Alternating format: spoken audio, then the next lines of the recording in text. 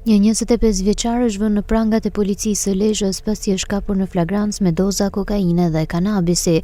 Specialistët e seksionit për hetimin e narkotikëve të DVP Lezhë, në bashkëpunim me shërbimet e stacionit të policisë Shëngjin, si rezultati i veprimeve hetimore të kryera bazuar në informacionet e siguruara nga inteligjenca informative, goditën një rast të shitjes së lëndëve narkotike në doza.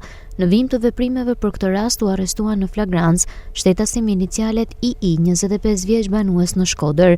Gjatë kontrollit fizik ndaj këtij shtetasi, shërbimet e policisë gjetën doza të lëndëve të dyshuar narkotike, kokainë dhe kanabis, që ai posedonte me qëllim shitjen dhe një mjet prerës thik, të cilat u sekuestruan në cilësinë e provës materiale. Materialet procedurale i kaluan prokurorisë pranë gjykatës së shkallës së parë të jurisdiksionit përgjithshëm Lezhë për veprime të mëtejshme, për veprat penale, prodhimi dhe shitja e narkotikëve dhe prodhimi, mbajtja, blerja apo shitja pa leje armëve të ftohta.